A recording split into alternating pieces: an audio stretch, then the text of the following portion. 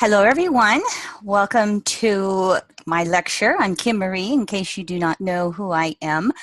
I have been a student of evolutionary astrology over 30 years, and it has been a guiding principle in my life. And I have been, oh gosh, teaching astrology, I don't even know. I think I started maybe in the late 80s. I don't remember for sure. I've been teaching astrology full time now for probably almost 2 decades. I'd like to thank Linda and Wanda and Olive Bean and everybody who puts on these EA Zoom meetings for us. Thank you very much for letting me speak to all of you. What we are going to look at tonight is the Uranus semi-square aspects to Neptune. And I've titled this lecture, Technology Serving Spirituality. It's going to be pretty philosophical, a broad overview. I don't have charts. However, I am hoping that everything that I speak to, you will be able to reflect it back to your own charts as we work our way through this vast subject. I have also been a student of the aspects in astrology because that seems to be one of the more technical areas of astrology and sometimes a little harder for people to understand and use aspects to put it all together. So I was blessed to be able to get that cycle of phases and aspects, which I'll show you on a screen here, real early on in my astrological studies. And that's why I'm like, how come nobody is really noticing or talking about these 5 semi-square aspects that Uranus is making to Neptune?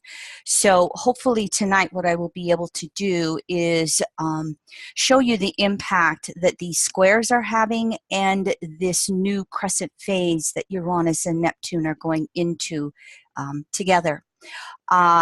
Anytime there's questions, I'm not familiar with the Zoom protocol. I don't mind it if somebody has a question.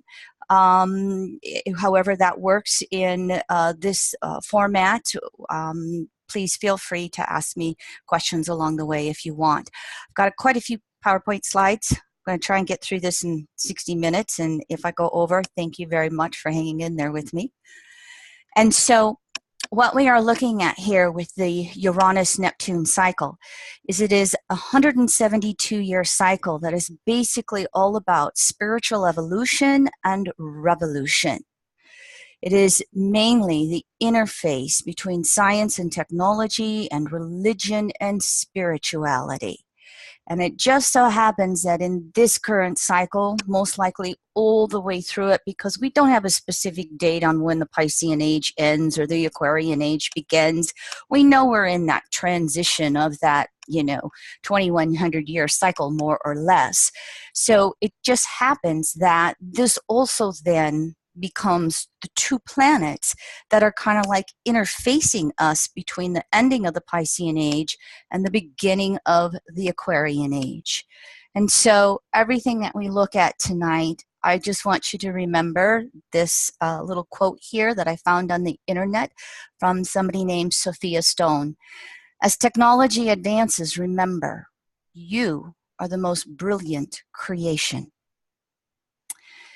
Here are the Uranus-Neptune conjunctions from the cycle before, and I even put the one that will come up on the screen for you. And over the years, I have labeled the last one, the conjunctions of the early 1820s, as you see, early Capricorn here, right on your screen. I've labeled this one the Industrial Revolution cycle. I'll give you some little key events that happened during this cycle in a few slides. And this one here, this is the cycle we're in the midst of right now. Some of you may remember that the last Uranus-Neptune conjunctions we had were in 1993 between 18 and 20 degrees Capricorn. I call this one the technological revolution cycle. And then, of course, here will be the next one. There will only be one conjunction in 2165. And guess what? It is going to be 6 degrees Aquarius. Now, we'll all have left and maybe come back more than once by the time this one comes around. Some of us will be here, some of us won't, but this gives you some idea of the conjunctions that we've had so far. Now, these are the 5 waxing semi-squares that Uranus is going to make to Neptune. We've already had 2 of them. We've got 3 more to go. Neptune is, of course, in the middle degrees of Pisces here, and you will see that we have Uranus finishing up in Aries, and it will have 2 of these specific aspects in Taurus. So Uranus has the flavor of 2 signs as it's making these waxing semi-squares. This is why it's important. Here's what I was talking about, that I found this cycle of phases and aspects very early on in my astrological studies with Jeffrey Green. And he originally came upon them from Dane Rudier, as you see. And this is the fact that we take the circle from 0 to 360, we divide it by 8 into the 8 phases. You see here, new phase energy moving out from the center. Crescent phase is energy moving into the center, the yang and yin of each of these 8 phases. So if you're a beginner to astrology, it is so important that you learn this whole cycle, because every planet is in a phasal relationship to every other planet. And I always will tell people when they're grasping aspects, phase first, and then is there an aspect that follows through? And if you grasp these 8 phases, it can help you take a lot of the confusion out of then fine-tuning that aspect within the phase. Too much to go over here other than just showing you this screen. I have done individual classes on each of these 8 phases when I in my the EA course that I teach. What I want to show you right here is wherever Neptune is in your chart, if you'd start with Neptune, which is the slower moving planet, and rule of thumb, faster moving planet compared to the slower moving planet. So you start with the slower moving planet. And what's happened is as Neptune makes these waxing semi-squares, it's gotten 45 degrees, excuse me, Uranus makes those waxing semi-squares. It's gotten 45 degrees beyond Neptune. There's a huge shift here at this point, going from energy moving out to energy moving in. So that my basic point here, I'll try to slow myself down a little bit for you, is that semi-squares and the squares and a half, which are the sesquisquadrates, they are just as important as squares and oppositions and conjunctions. They do not get enough service in astrology, and you can't, for some of your major astrological calendars, you can't even open them up and find these aspects, these semi-squares in the calendar. And that's, I think will evolve into what I've watched over the last 30 years is more and more astrologers in general are really starting to put in this whole 0 to 360 concept, the cycle of phases and aspects. And so this is a shift from Uranus making a struggle to sustain everything that it has done with Neptune since 1993. And it's going to go into this crescent phase and be there for the next 20 years. More on that a little later. First of all, though, I want to just briefly give you the archetype of Uranus from the perspective of evolutionary astrology. This part will be quick. You'll have this to listen to if you need to follow up on any of this. Uranus is known as the individuated unconsciousness, the unconscious mind. It contains 3 things: the past in all its detail, this and every life that we lived. It contains anything we want to suppress or not deal with in the present life. And it contains the blueprint of the future, what general astrology calls that lightning bolt message that'll come through. Well, in EA, we pay attention to the element of repetition with those future-orientated messages. If it comes once or twice, fantasy, wishful thinking, way down the road, 10, 15 years. If it comes again, again, over a few months, over 6 months, maybe over a year, that's where your own soul is intending to go in your near future, which means over the next year, 2 years, you know, and it's hard for us as humans to be able to grasp something of where we're going beyond, you know, a few years. Those of you who have college degrees, because when you were freshmen, you know, it's like, oh my God, 4 years to graduate. If I can do it in 4 years, it seems like it's going to be forever. So Uranus then allows us to have that near future timing, again, through the element of repetitious messaging. And of course, it will come clairvoyant, see it, clairaudient, hear, clairsentient, feel. All right. What happens is most of us have a fear of changing direction. We project the past forward to be secure, which is Saturn. Saturn always having an interface with Uranus. And the future being insecure because it's unknown. Uranus is also the deconditioning from every conditioning factor in our life.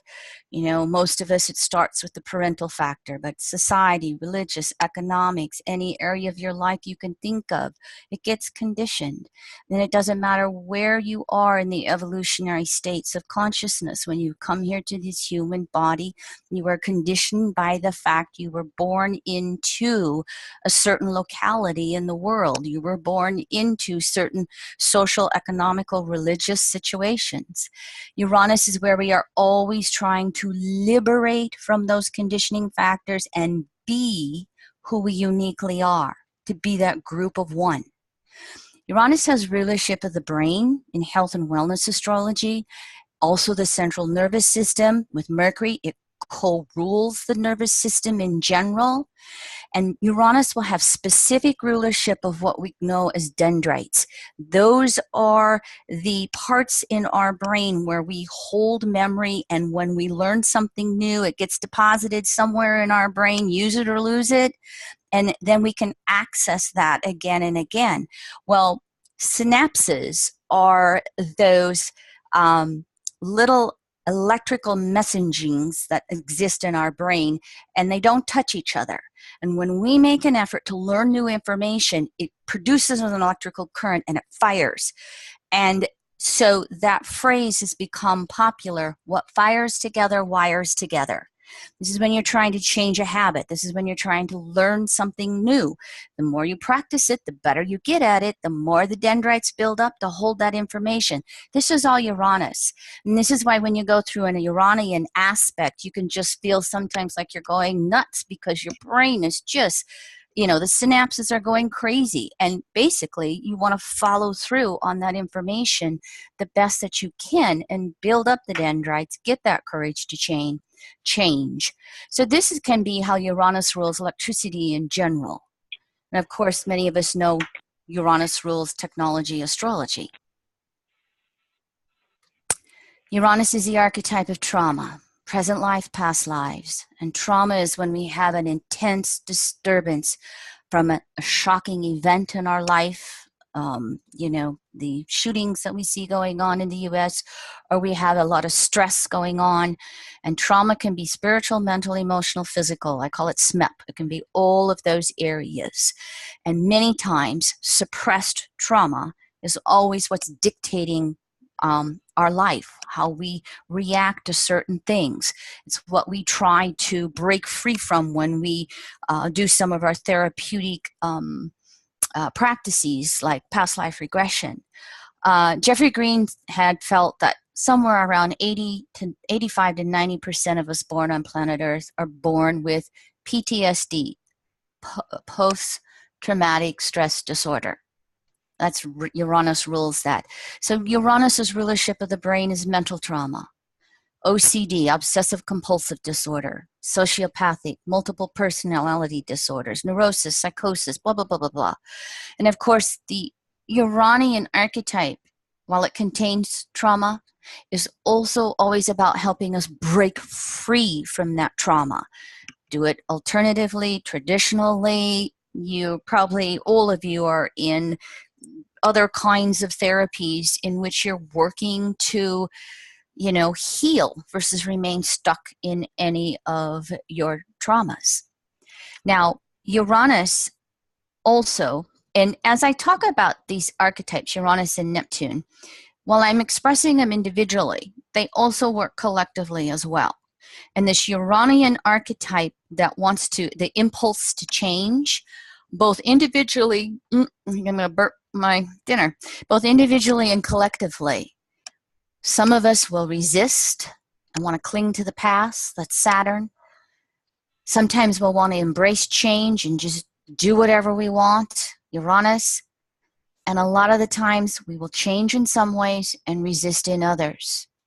And this is always going on for any of us individually. It goes on for collective groups of people in whatever way you want to put them together as a group.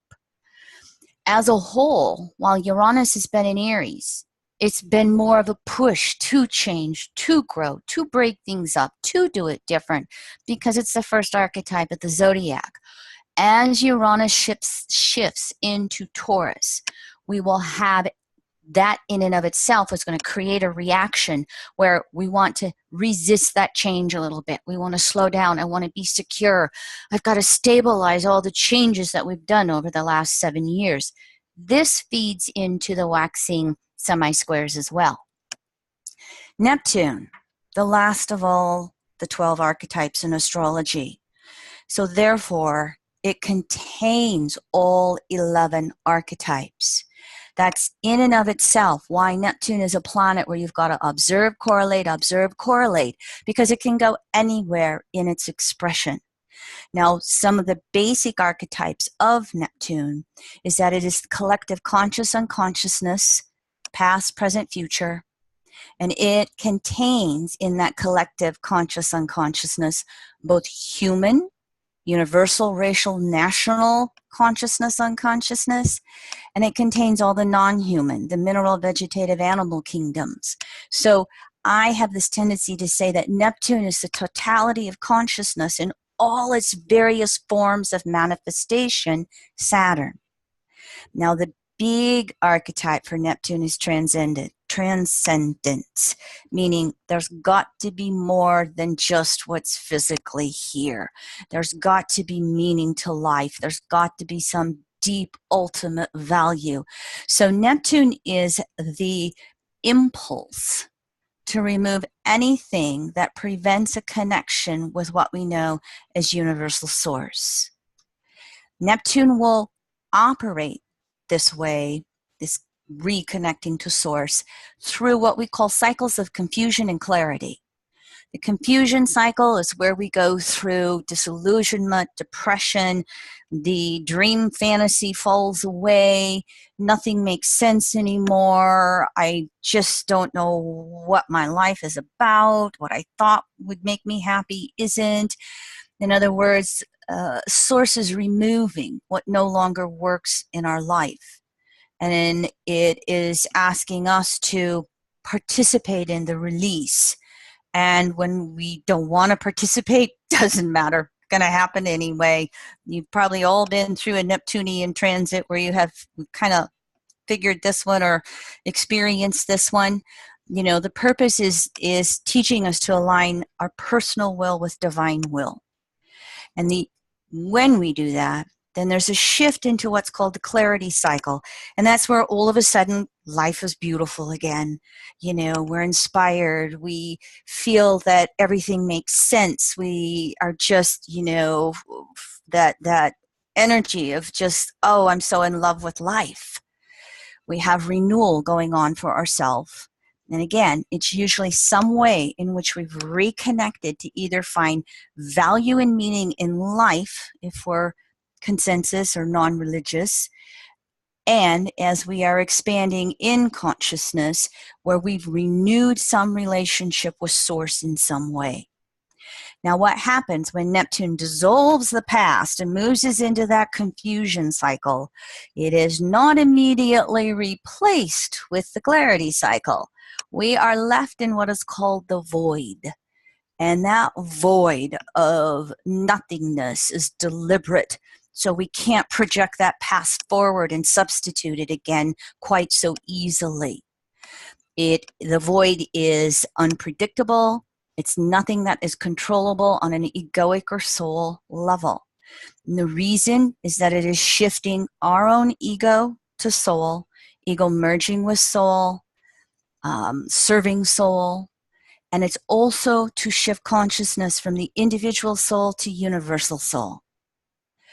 And again, that is the process in which we are aligning our will with divine will. And I have to give my Leo husband, Pluto Leo, Sun in Leo, lots of Leo, credit for this cliche I use. I will, my will, divine will. I will, my will, divine will.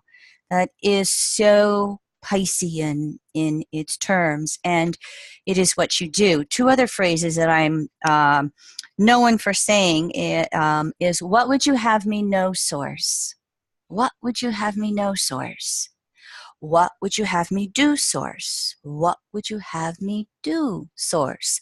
And to say it and say it and say it when you're left in the confusion or the void. And then your own soul will bring up into consciousness the sparks of source coming through you. Now, Neptune, Pisces, 12th house, and its polarity, Mercury, Virgo, 6th, relate to all of the religious distortions that have come along through the patriarchal conditioning factors, our human-made conditioning factors, and it gets known more commonly as sadomasochism. And both polarities, 6th house and 12th, Virgo and Pisces, Mercury and Neptune, both can be on either sides of the sadomasochistic spectrum. Basically, this arises because we have all these conditioned beliefs in a perfect God, and we have the natural awareness of our imperfection, and it creates conditioned guilt. Guilt linked to atonement is the victim masochist. Guilt linked to anger is the victor sadist. A lot more to this, but just a real brief conceptualization of this for you. And what really is needed to move through these religious distortions and conditionings is to be able to be gentle with ourselves, to forgive ourselves, to just go, you know, I'm just doing the best that I'm doing.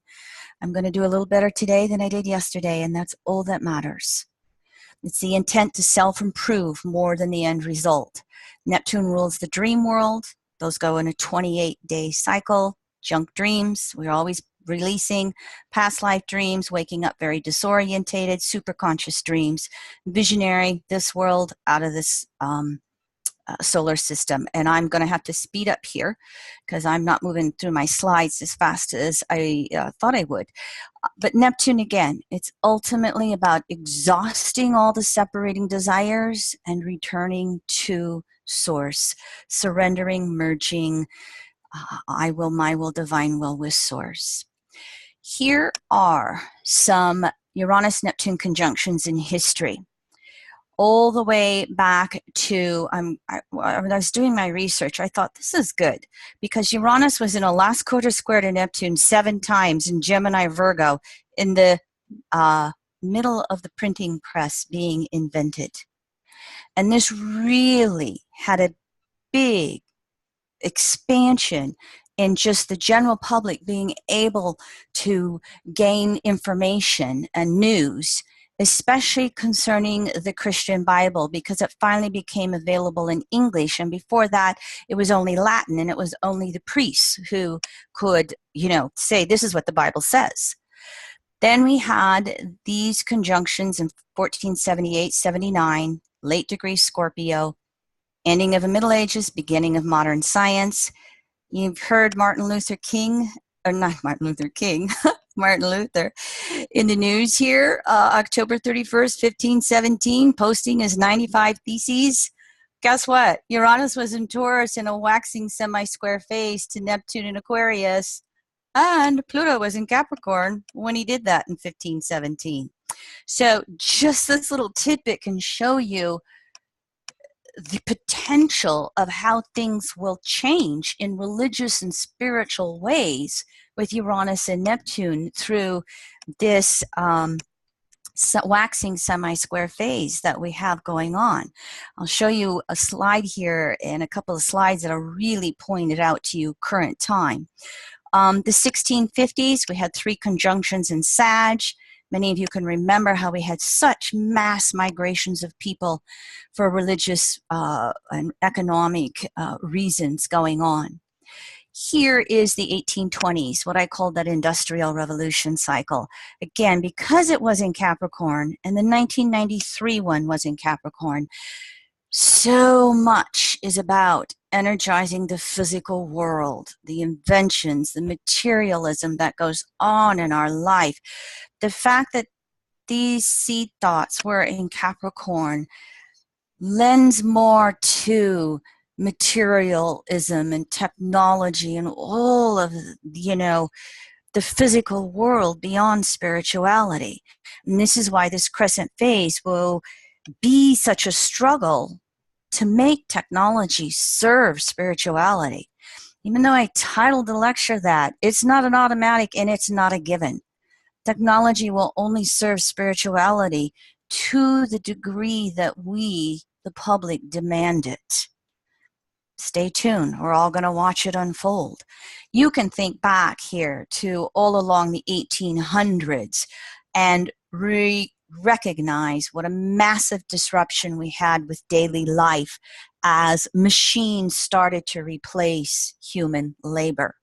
And what happened during the 1800s was, for the first time, this was the beginnings of the middle class, what we know as the modern middle class, merchant class back in those days. Prior to that, prior to this industrialization, it was basically nobility and upper classes with a lot of people in lower class. So there was a good shift in this cycle, in that in the long run, it allowed so many people to have longevity, things that we never could, that we never had before the Industrial Revolution. It saw the rise of the factory system, steam power, electric generators, motors, mass production, iron, steel, chemical manufacturing started with this conjunction in the early 1800s. Mass displacement from ag to urban lifestyles, exploitation of female and child labor. Floored me, some of the things I read and how we would exploit people 7 days a week, 14 hours a day. It also brought the emergence of early environmentalism, unions, and healthcare movements, because these factories were so unhealthy and all the chemicals were just poured into, water and earth and etc. So again, it really did bring about this last cycle. Eventual standard of living increases for more and more people, and that allowed the life expectancy to lengthen. Here is Uranus waxing semi-square Neptune one cycle ago, the 1840s. Uranus was in Aries, Neptune was in Aquarius. Just a couple of things that came along. YMCA, this was formed in England in response to all of the unhealthy conditions of working in factories. They were basically the early advocates for cleaning up the environment and having health care for the people who worked in the factories. Here's a cute one. In the 1840s, the term spiritualism was popularized in the US. I thought, oh my gosh, really? Spirituality? And then I went and looked it up. It was seances. And I thought, oh, that was interesting. There was a whole lot of gossip and stories emerging during that time period. It eventually evolved to where in the late 1890s it became more theosophy that started in. Here was probably the big thing that happened with the last time we had Uranus semi-square phase to Neptune waxing. Massive explosion of Christian missionary groups, be they Catholicism or all of the Protestant religions that came about through Martin Luther's Protestant Reformation. Huge. I mean, was like hundreds and hundreds of missionary groups created during this time period. Isn't that interesting? So remember, Uranus in Aries, waxing square, Neptune in Aquarius. And of course, the whole thing was to convert the heathen to Christianity. And we still see that going on different places of the world. I didn't look up everything in this regard, but there were all kinds of revolts everywhere in Europe. Most of it, again, because of the poor work and living conditions. And so as Uranus then moved from Aries to Taurus one cycle ago, again, Taurus, food, clothing, shelter, how do we sustain things? That's when everything started pushing for those better living conditions. During that phase, we also had wood pulp paper. They started learning how to make paper from wood. And all of a sudden, we had a revolution in literacy. Schools started up. Expansion of people learning. Look at how we have that going on here with our social media. And of course, I grew up sewing. I was a farm girl. So I thought, oh, sewing machine, that came along. I think it was late 1820s, more or less right after the conjunction. This cycle, the technological revolution cycle, the 1993, again, Capricorn. Just reflect for a moment everything that has come along since the early 90s. Look at that. How many of you have a smartphone? How many of you have a computer? We're not meeting without the computer, you know, good thing. Just look at everything that has come through, and you know, CDs are going by the wayside, DVDs are going by the wayside. Everything, everywhere you look, you know, the most common technological device in the world is a cell phone. And all the third world countries not only use their cell phones for communication, they use them for exchange of money. More on that. A lot of other countries are going to be ahead of us in being able to revolutionize commerce as we go along here. I got some slides on that coming up. Just for you, a couple of little things here. World Wide Web, www, 1989, the first computing system, even though Microsoft took over, Linux. Look at these, 94, Amazon, 1995, eBay, 98, Google, 04, Facebook, 05, YouTube, 06, Twitter. In 2015, supercomputers were 30 times faster than the human brain. Our cell phones can crunch numbers faster than a room-sized military computer could 50 years ago. So this is where I think we're going to have one of the biggest changes we're going to see through Uranus semi-square phase Neptune. Again, here are our current 5 aspects, and I just put it in here for you.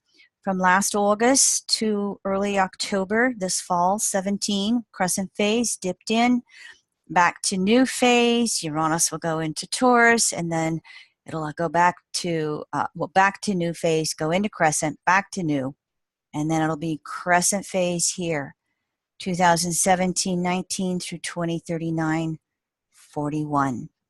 Here's the signs Uranus will travel through crescent phase. Here's the signs Neptune will travel through. And again, if you remember one cycle back and Neptune moved through Aquarius, Pisces, Aries, and that explosion in Christianity missions all over the world. Stay tuned. Let's see how it will happen this time around. Hopefully, we will see an explosion in more natural spiritual principles versus dogmatic religion. Time will tell. But these semi-square aspects basically have 2 themes. Aries inventions, and then what can we sustain? Some of these inventions, some of these things we're breaking into will not be sustainable. I sometimes think that here in the United States, the political right are trying to turn back everything because they know that coal and oil are dinosaurs and they won't support the planet. So they're trying to grab every single penny they can get out before the masses change it. It's going to happen in all kinds of areas. Remember, everything has a Pluto in Capricorn undercurrent because it is the slowest moving planet in our solar system. I don't talk too much on Eris yet. I just don't feel that I've observed it enough to talk, and it's hard to grasp it because it moves so slow. Uranus did wake it up a little bit, you know, moving over it the last couple of years, but Pluto we can pretty much grasp. And again, as I said just a minute ago, plutocrats, white race, Christianity, attempting to maintain control because everything's changing. So I don't think they're going to get away with weakening social progress, but they're going to try. And Pluto in Capricorn worships the gods of money, so stay tuned. We're not done with changes in that area. We can continue, those of us who are in the U.S., to see it crumble till transiting Pluto conjuncts the natal U.S. Pluto in 2022 at 27.5 degrees Capricorn. If I didn't have astrology, I think I'd be depressed with what was happening right now. But understanding the archetype of Capricorn and Pluto, oh, we've got to destroy it. We've got to break it down to create it anew. Okay. Whew, that gives me a little hope. Here's one of the biggest things we're going to see with Uranus waxing square Neptune, waxing semi-square Neptune. Conventional versus quantum computing. Little review. Conventional computers, they're really just like calculators. They work binary. They store and compute 0 or 1 with what's called transistors, which are just switches going back and forth. And we've learned how to make these transistors smaller, smaller, smaller, smaller, smaller, and we've got them about as small as we can make them. And what's now emerging in the technological world of computers is what's called quantum computing.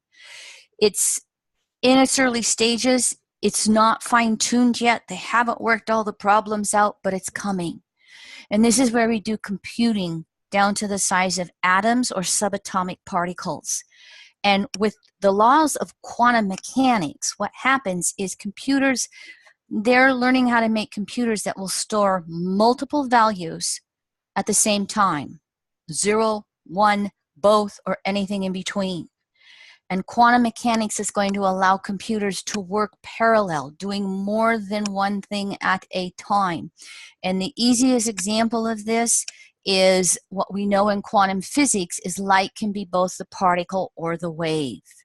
It can be energy moving, it can be the form. So we're breaking into all kinds of new stuff with computers and how they're going to operate. And so all this quantum computing is the beginnings of what is being called artificial intelligence. And the best way that you could understand this is the author Dan Brown.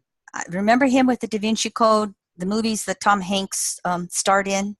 He has a brand new book out called Origin, and I like to read him because of how he probes religion versus science. And this book is the leading edge of quantum computing and artificial intelligence and how it's going to impact our world. It would be a book to read if you want to. It's so this Uranus-Neptunian aspects that are going on right here. And the biggest thing about AI computers is they're learning how to program them to simulate human thinking. And what's going to happen here with the Aquarian age? It is going to bring about the human-computer interface. It's coming. There's no way to stop it. It's going to come. And so it really, throughout the crescent phase, it's going to just bring out all of these debates about science and technology versus spirituality and morality. And we're all going to be a part of it. Religion is going to try and hold on to the past. And, you know, Earth was created in 7 days or whatever it is, or it's only 4,000 years old. Well, you know, that's been so disproved. And what we're going to find is more and more people are going to bring about spiritual paths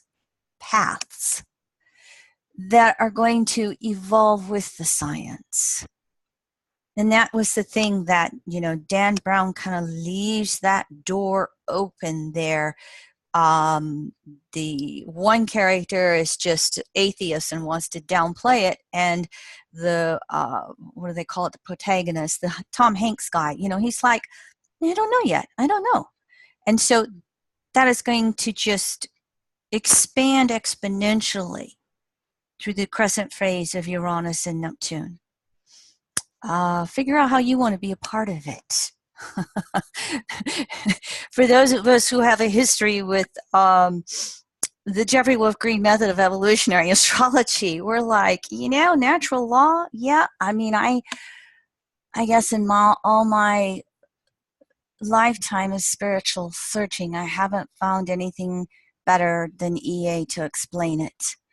And again, crediting my hubby, he's like, honey, if evolutionary astrology doesn't evolve in and of itself, well, then what's it all talking about? It's gonna be out there in the spiritual evolution. So how do you want to be a part of all that? Especially as we interface with the world of computers. A little more on that. But here is my pet soapbox. Public versus private banking. Because as Uranus moves into Taurus here, and it has 2 more of these waxing semi-squares in the early degrees of Taurus, I'm expecting financial upsets, somehow, some way. And those upsets and shakeups give us the chance to really shift this private control of banking and make it a public utility. So Uranus in Taurus is going to turn our focus to resources and survival, food, clothing, shelter. And especially as Pluto in Capricorn breaks things down, there's opportunity here. One of my favorite groups is the publicbankinginstitute.org. It's a U.S. group, but the woman who started it, Ellen Brown, webofdebt.com, I got her slide here coming up. She's phenomenal in bringing the information out worldwide in BRICS. And have you heard of BRICS? B-R-I-C-S.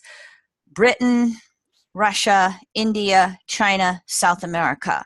Those are the 5 countries that have some of the largest percentages of public banks. This organization is promoting public banks for cities, counties, states, because profits generated from private bank credit end up in private coffers, the CEOs and shareholders. Profits generated from public bank credit are returned to the public, taxpayers, citizens, youth, elderly, infrastructure. Here's the prime example. I'm from South Dakota. This is my twin state. It is the only state-owned bank that we have in the U.S. It was formed almost 100 years ago from the robber barons and the populist movement back 100 years ago.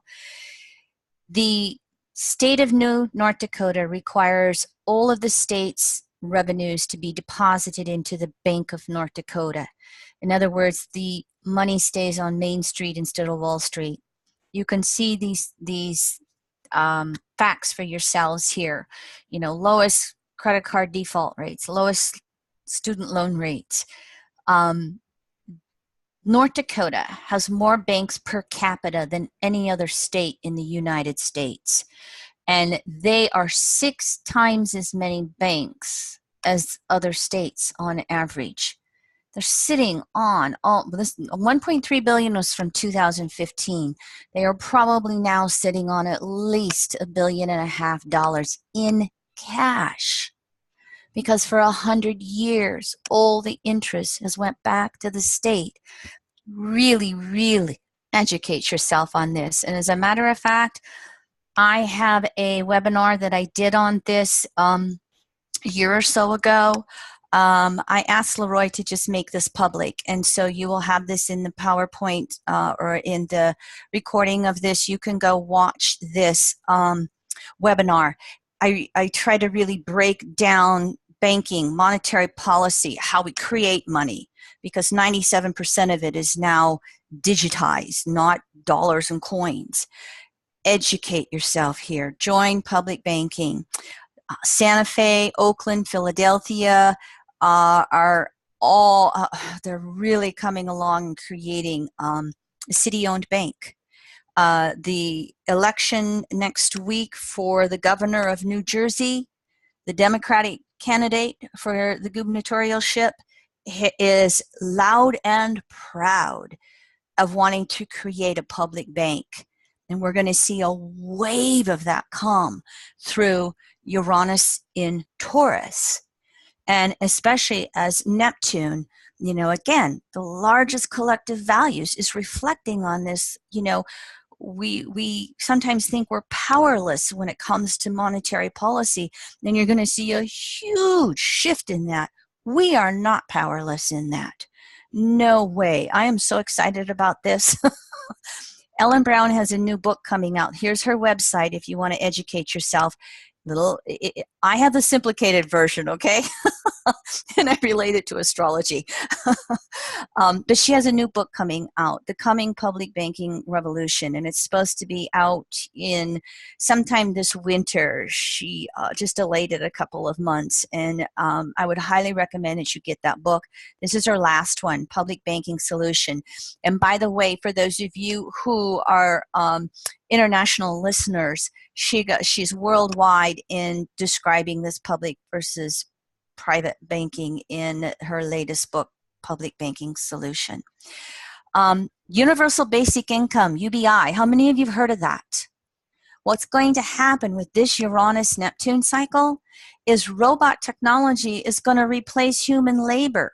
They say in the next 100 years, robots are going to do everything. So, you know, this bring the jobs back to the U.S., they're not coming back. Robots are going to do everything. You see it all the way around you, from Starbucks now having, practicing robots, creating your little cup of coffee, to everything you do. My husband had robotic prostatectomy in May. He had his prostate removed by a robot. Now, the doctor was controlling the robot, but the doctor never touched my husband. Amazing how easy that was compared to the way they used to do it. So what it means is we have to have a way to support the public. And this is what's being known as universal basic income. There are actual trials of it taking place in Finland and Brazil, proposed Switzerland, planning trial stages in Oakland, the Netherlands, 3 cities in Ontario, Canada. As we have public banking gain ground, then we will have the means to just give the money directly to the people. It sounds mind-blowing, but ever since Pluto went into Capricorn, I was like, ooh, I better educate myself on economics, because you know what happened in 2008. So I'd had a few years to really study, you know, the basics of money and economics, and this will be the future. And it will free us up to be human beings rather than having to struggle. And as enough of us can recognize this, you want to talk about a shift in beliefs that we have a right to food, clothing, and shelter. We have a right to have all our basic needs just taken care of when we have the technology to do it so easily. Now, with public banking, one of the things to really understand here is that approximately 40% of infrastructure projects go to interest. Now, this is worldwide. This is not just the US. This is over in Europe. This is Japan. This is wherever. China is the one who's really getting this public banking thing. And they are turning all of that money into infrastructure, more than they need. But when you recognize that you can cut the price of, you know, road projects, sewer projects, clean water projects, desalination plants as we have to turn to the oceans to get clean water.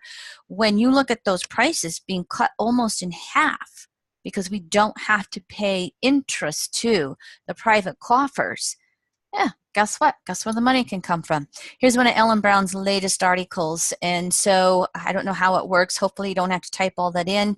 Hopefully if you see this on your computer, you can copy and paste. You can also go to her website where her blog is. Again, webofdebt.com or Ellen Brown.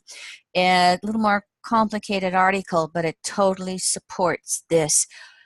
Again, watch this gain ground over the next couple of years. I'm excited about this. Thank you for letting me be on my soapbox. Climate change, you know, those of us on this webinar probably are really aware of how this is affecting us. Consensus will catch up just by nature of, you know, Hurricane Harvey and Irma and Maria. And so there will be quite deep ethical ponderings when we recognize Neptune and Pisces, how interrelated everything is.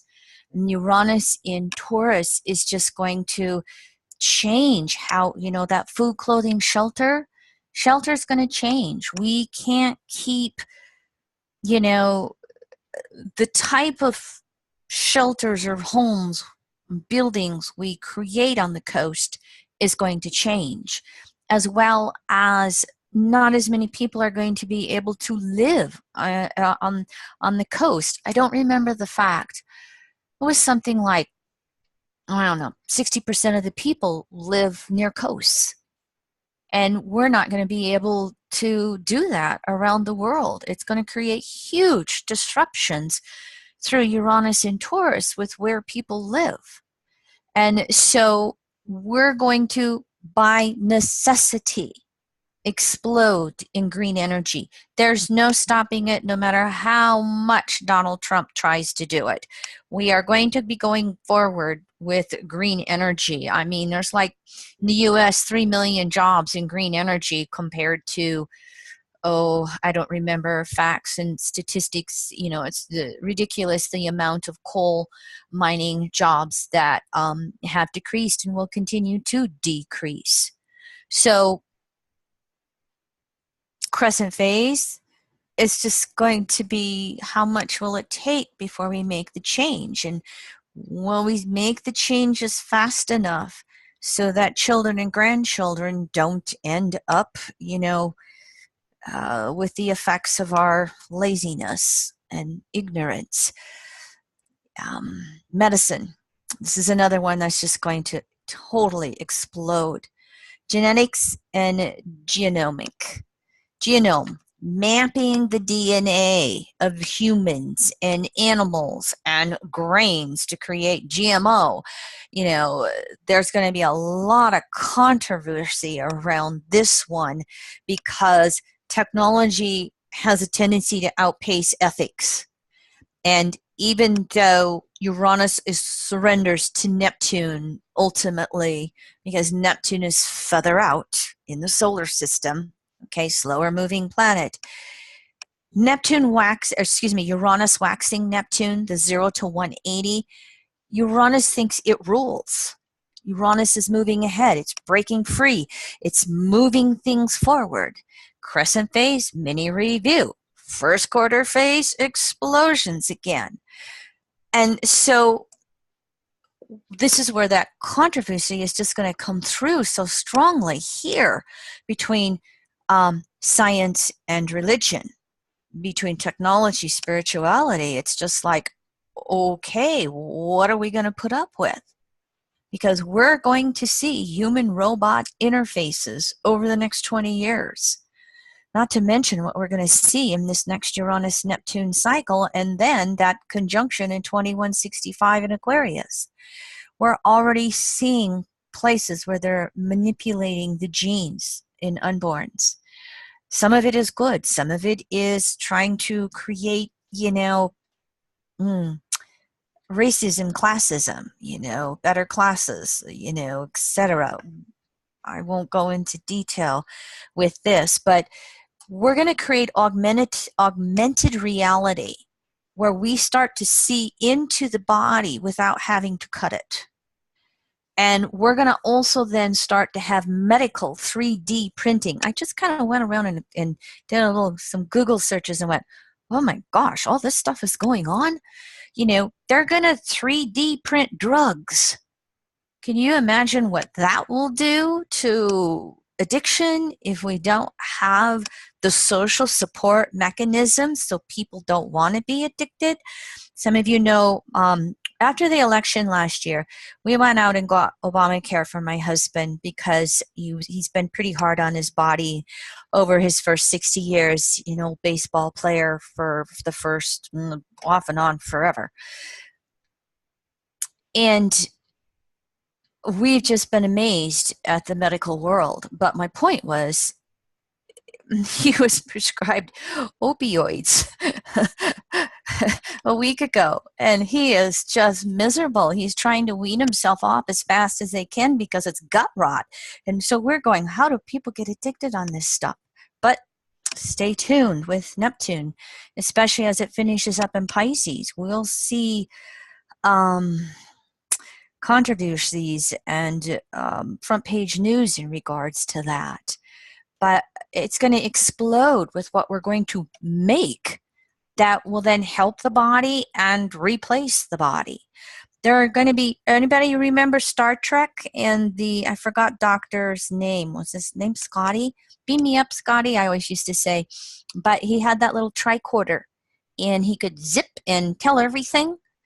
We're going to do that. We are already in the process of doing it. My other work that I do, I don't mean it for promoting, but I've been involved for 2 decades whereby we can take your photograph and put healing frequencies via a photograph 24/7, and we can measure something that is an imbalance in energy before it's ever manifested.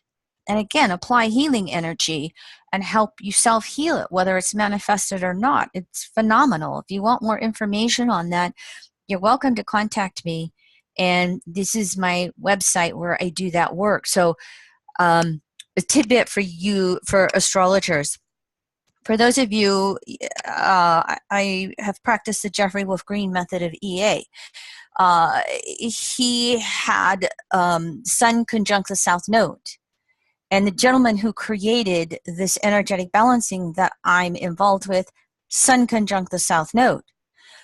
Planets conjunct the South Node are relive, fruition, or a mixture of both. And both of these gentlemen are geniuses in what they brought through. And both of them are exploding spirituality. It was the gentleman who created my energetic balancing who went around for decades saying, I want technology to serve spirituality. And of course, we're going to also have what are called e-skins. In other words, little patches that we'll put on our skin or chips we'll put inside, and it will literally measure everything and give you your meds that you need, and call 911 if you need to have an ambulance because you passed out and became unconscious. I mean, the phenomenal stuff that's going to happen with this area, again, will create a lot of controversy. Food is another one. Climate change and technology is just doing all kinds of wacky things. There's mutations of food that are unintended, pests, diseases, you know, pests don't know geographical borders. And as the planet heats up, there are more and more things coming all kinds of places. We're going to need a lot more public dollars to support the health of citizens with all of these changes that are coming along through this disruption of planet Earth with climate change. And of course, we have such monopolizing going on with Pluto and Capricorn, and nobody's paying any attention in the US here to our antitrust laws. Corporations are to the point where they control almost all of the food supply in so many areas. And food, I mean, one of the biggest things of the future is that we're going to be overweight and undernourished. And this is, again, another area of controversy and another area of ethical and morality conversations and debates, and what will consensus public bring about as we recognize the effects of all of this. So the good news is, for me, is Uranus in Taurus. Taurus is Earth, and it is that physical Earth. And as Uranus moves through Taurus, we can really start doing things to protect the Earth. I'm an old farm girl. My little joke is I spent the first 26 years of my life driving a tractor because I was the oldest of 3 girls. So I very much know working on the farm.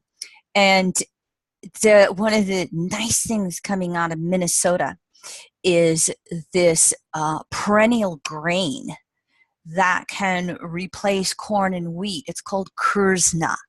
And they are doing all kinds of experimentation with it and improving the grain. And what it can be is, it's a crop that you plant and it lasts 5 years and you don't destroy the soil. And so the prairie soils can build back up again. And I didn't put it in here, but wait till you see what we do with hemp as we recognize how much we need it. And, hemp can substitute for anything that we do with steel and oil. Those areas get exciting. And so there's this mixture of things going to pieces and things really coming together quite nicely. Social media, all you got to do is turn on your TV to see here in the US, Google and Facebook and Twitter and all the trouble they're getting into because of their immorality in pocketing advertising revenue over what is truth. That's just, going to continue through these Uranus-Neptune waxing semi-squares here. But the beauty of social media is, just like the printing press that came along in the 1400s with Uranus waxing semi-square Neptune, we're going to have another explosion in how we can educate ourselves. Some of you are maybe old hats at this. My son was joking with me. He says, "You just realized that Vice News exists?" And I was like, sorry, yeah. HBO is just doing phenomenal work with a program called Vice News, and really coming through with alternative viewpoints on what's happening in the world. They actually did a little spot on UBI, Universal Basic Income, and showed how it was taking place in that Finland trial. So one of the recipients, instead of having to meet all the government's dot your I's, cross your T's, he could actually be creative and create a business making drums with his UBI. So this self-education is going to make leaps, and it'll progress, regress, progress, regress. But those of us who follow evolutionary astrology know that evolution will come along. There are a lot of other countries around the world that regulate social media, Facebook, Twitter, a lot more than we do here in the United States. Okay, so this is just a snapshot. It's a subject, there's so many facets here where we could just go in depth on a lot of them. But I think you can maybe start to get the picture of this Uranus-Neptune interface and the seed thoughts laid at the conjunctions, and the last 2 being Capricorn. And now as we go into these semi-square aspects and then enter into the crescent phase, there's going to be a struggle to review what all of us will agree to in various cultures, communities, countries, as a species, what we will agree to on moral and ethical standards, and then as we agree to it, what we will sustain, what we want to monitor, what we want to govern. But yin phase, again, is energy returning to the center, so it's the review. It's the ponderings. And as we look at the end of Neptune in Pisces, it lends us toward looking at it on the deepest spiritual levels as well. So, technology will evolve spirituality, and spirituality must keep its pulse on technology. And how are the two going to interface? We're all going to be a part of answering that question. And as I said, crescent phase, there's going to be a lot of debate over who's right, who's wrong, what we believe, what we don't believe. It's going to become harder to deny science in religion. I mean, if you've heard some of the things coming out of the Catholic Pope, Pope Francis, our first Pope named Francis, you know, really wanting to support the poor and other species in the climate. It's amazing, those things coming out of a pope. Now, if we would just do that with female priests, we'd really make some leaps of growth, wouldn't we? But technology is going to only serve spirituality to the degree that all of us demand it, to the degree that you and I stand up and say yes or no. I'm going to leave you with a Einstein quote. I think it's Einstein. I thought the website was reputable enough. Noble quotes. There's a lot of stuff attributed to him that he didn't say. Science without religion is lame. Religion without science is blind. Alrighty, so if I may, I don't know what your protocols are. You can tell me if this isn't right. Here's what we do at Evolutionary Astrology Network. Leroy and I do a free weekly audio podcast. We put all our materials into an astro library that you can subscribe to publicly. And I, of course, teach evolutionary astrology. And here's the public webinars that I do. I always try to do free Mercury retrograde webinars. That's my way of paying it forward and just spreading astrology to the public. And I teach a lot. If I will do an in-depth series on Uranus and Taurus this winter, in which I will break Uranus and Taurus down into all 12 houses, Uranus transiting through all of the 12 houses. All right, I made it through, 10 minutes over. I'm willing to answer questions as long as anybody would like me to. Yes, please. Thank you, Kim Marie. Could you please click on stop share at the top of the screen, the red section? Yes, okay. Okay, Got great. it. And Wendy, go ahead. Hi, everybody. Hi, Kim Marie. Thank you so much. That was fascinating. I was, in the beginning of your talk, I was thinking about my own chart. I have Pisces, midheaven 5 degrees, and since Neptune has been transiting through there, I now realize that Uranus has been semi-squaring my Saturn and all this stuff that I didn't really put together because I don't always think about that aspect. And now I forget what I was going to ask you. Not about my chart. Oh, about the orb. You know, you gave the exact semi-square dates. But as we know, EA, there's a 10-degree orb for aspects. So, I mean, would you say that that is applying pretty consistently, even though it's not exact? Okay, let me see if I hear your question correctly, okay? Uh-huh. Is your question about what width of orbs should we use with semi-squares? That's the very basic, yes, gist of it. Yes. Yes, with semi-squares and sesquisquadrates, I would use a wider orb. Again, when you go 0 to 360, everything is in a process of evolution from birth, growth, full bloom, decay, death to rebirth again. So you can, I do use the wider orbs with semi-squares and sesquisquadrates, just like I use wider orbs with conjunction squares and oppositions. You start to get into some of those minor aspects. you know, the septiles and quintiles, etc. Sometimes then you start to narrow those aspects or those orbs down. Answer your question? Right.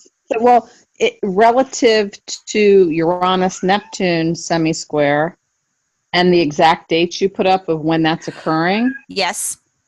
So those, we have the exact dates, but there's also that wide orb that's constantly occurring, correct? Correct. And that is in with orb all the way through 2018. With those 5 aspects, Right.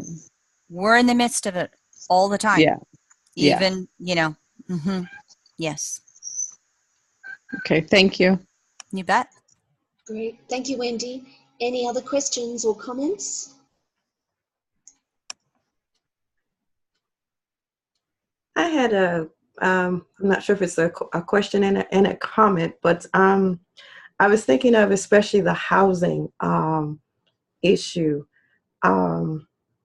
It's getting to the point where it's hard for just the, you know, the common person to secure, you know, just the basic needs. I mean, housing is getting to the point where it's taking up more than half, you know, almost half of people's income.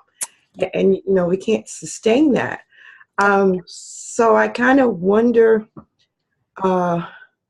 when Uranus moves into Taurus, I mean, we're still going to be in this balsamic phase of Saturn and Pluto. So to me, that kind of seems like there's going to be even a more tightening down of the elite trying to say, you know, mine, because I associate that with the archetype of Taurus. So I guess in trying to, I don't know, I guess what would you say as far as the hope? I mean, because I see a lot of people, losing hope, you know? Yeah. Exactly. And as we look at Jupiter and Saturn going into Cap, balsamic Uranus, you know, not having those conjunctions through 2020, you know, there's more that's going to crumble. And North Dakota is just amazing in what they're doing. And maybe it's because I live next door, you know, to them, but they are doing revolutionary stuff in regards to people being able to get a mortgage and afford a house.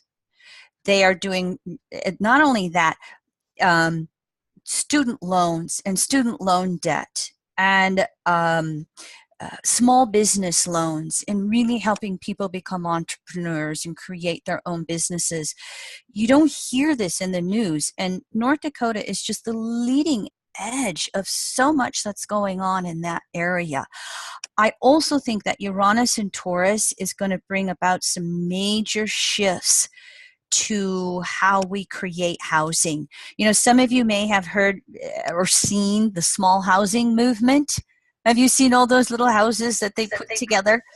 Yeah. My Sag might get a little claustrophobic, but Uranus it's going to bring a lot of changes to infrastructure as it comes by. And because I have spent enough time really studying this public banking versus private banking, I have so much hope in the masses being able to sustain themselves again. It will happen. And if everyone who's on this call could go, and if you want the shortened version, go to that Populist Banking Revolution webinar that I did. I break down economics and fiscal policy and how we create money and who control, you know, how it works and how it doesn't work. I break that all down into simple ways. And join the publicbankinginstitute.org. I don't care where in the world you live. They really are advocating it. And you know, the thing about Pluto in Capricorn, the Cancer polarity is grassroots. The thing about Uranus in Aries, the Libra polarity is the people. Change is going to come from the grassroots up. It's always been that way. When does consensus catch up? And even though we've had the Uranus waxing squares to Pluto, we're just now consensus starting to catch up to the breaking free, the crazies and actions that need to come from those waxing squares.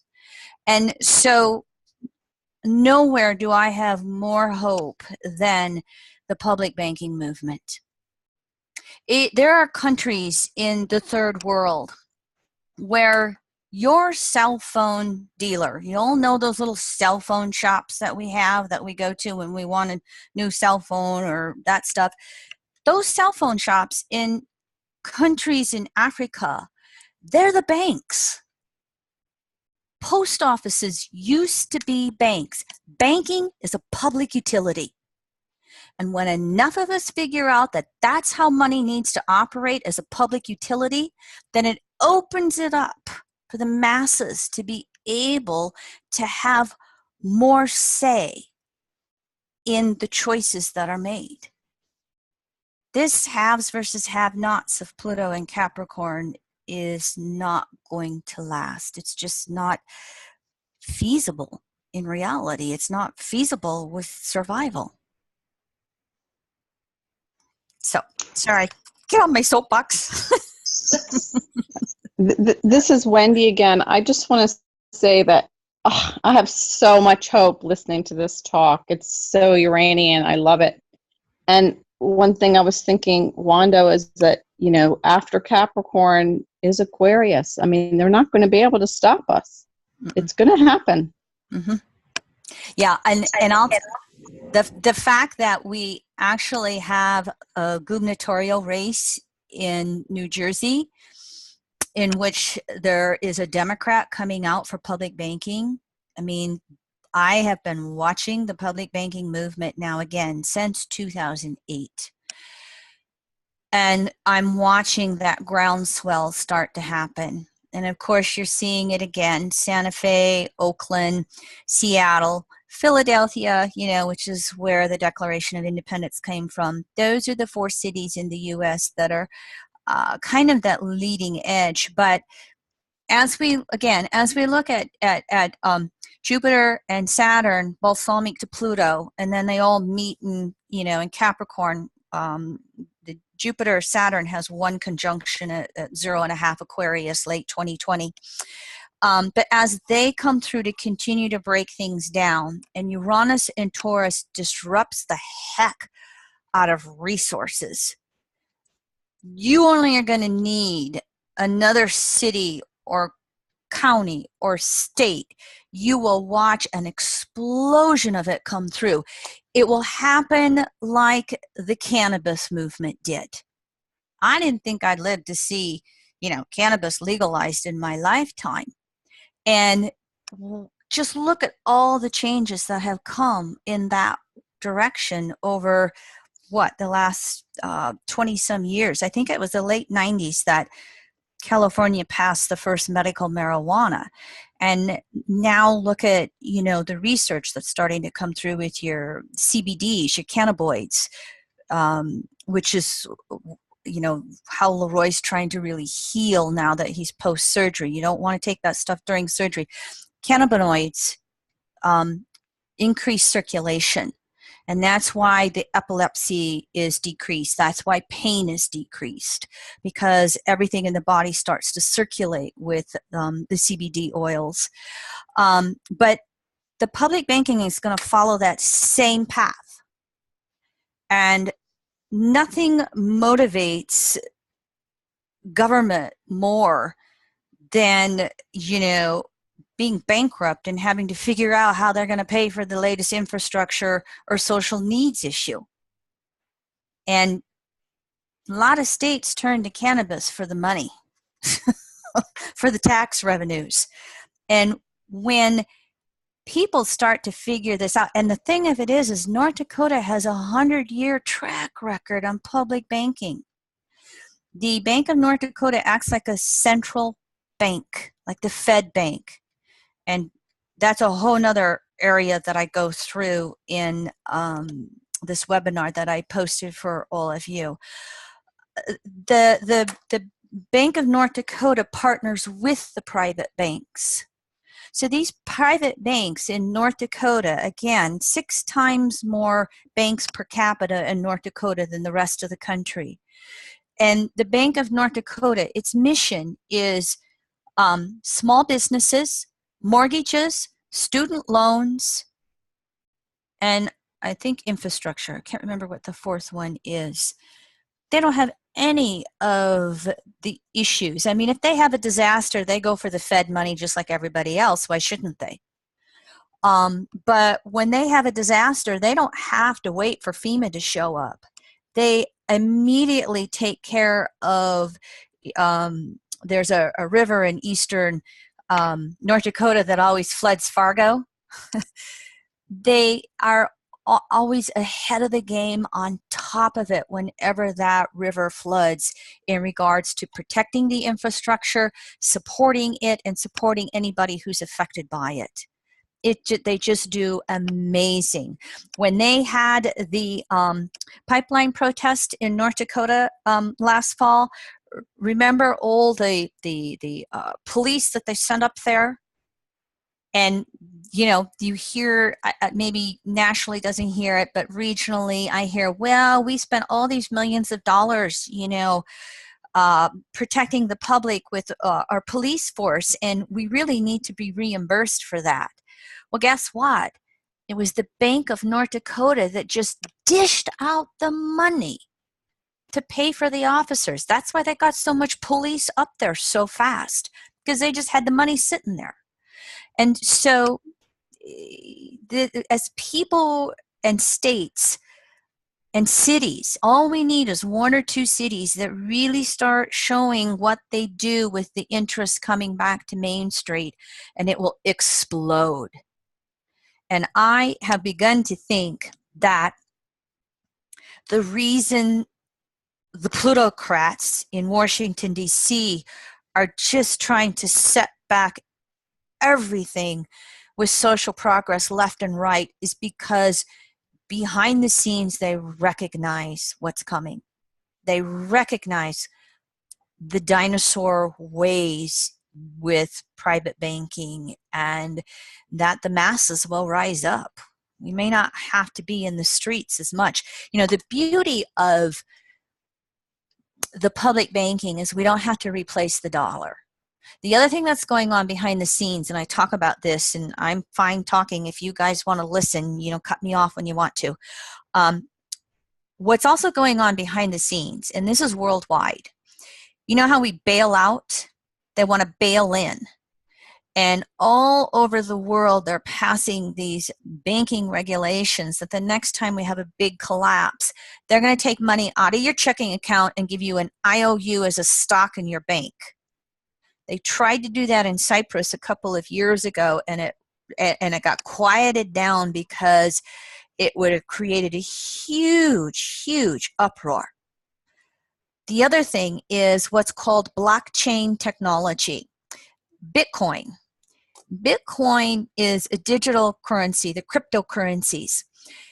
They are such that you never get to use the currency a second time because it's digitized, it's encrypted, it is X amount of numbers, and once you spend it, it's gone.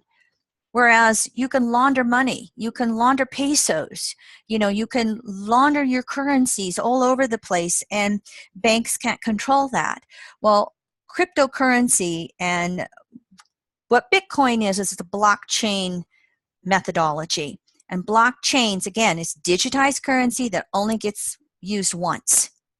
And it creates a real easy control mechanism of the money. And that's what banking and the plutocrats would like to see come along. But they're not public about it. It's all going on behind the scenes.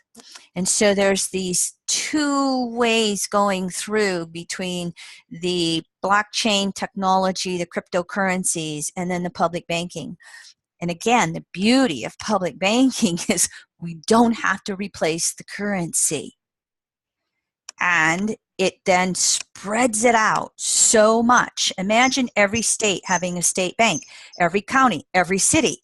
It spreads it out so much that you can't have the plutocrats controlling it. Kim, Marie. So I was going to ask you about Bitcoins, and you brought it up. So you're right on the wave. So I know a lot of people talking about that now and wanting to invest in it and all of that. So are you saying the perspective that you see is that if that's aligned with the plutocrats, Bitcoin? The plutocrats would like to take over Bitcoin. Yeah, of course. That's the thing about that technology. Okay. Now, the thing about banking in general, okay, is that 97% of money is non-physical. Your dollars and your cents and your loonies up in Canada, you know, that's only, physical money is only 3% of the money supply. So, you know, we already have the plutocrats controlling the money supply and controlling the accounting, banking, okay? And so it's not just Bitcoins that can be controlled, or cryptocurrency more broadly termed. It's not just that can be controlled by the plutocrats. They can control the public or the currency banking and the accounting banking that we already have. But again, the difference and the thing about the public banking movement is it's giving the control of monetary policy back to the public, back to the masses.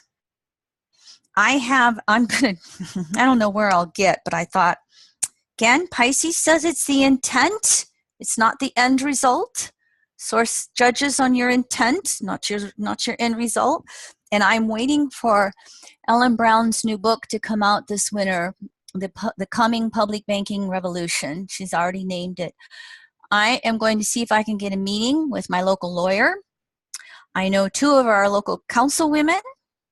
I'm going to see how many people I can give that book to this winter. And I'm going to make the effort on my local little way, my local little community. My community is 70,000. And I figure, okay, because South Dakota is next door to North Dakota, maybe some of them might listen to me. I'm going to, make my effort. Hey, I've got a lot of family, and my grandmother's from North Dakota. So I have a lot of family up there. I'll move up there if I have to. Well, it does get cold. I really admire all my Canadian friends and colleagues because, I'm like, what are we complaining about? Look at, Canada. And of course, climate change is changing all that. So, thank you for allowing me to share my my personal desire to just really spread the word on public banking. Kim Marie, thank you so much from all of us. That was absolutely amazing. Hope to see you again, and thanks from everyone here. Oh, you're most welcome. Thank you. Thank you. That was great. Thank you. Yeah. Thank you. Okay, now I got to figure out how leave meeting. All right. Adios, everyone. Good night. Bye-bye.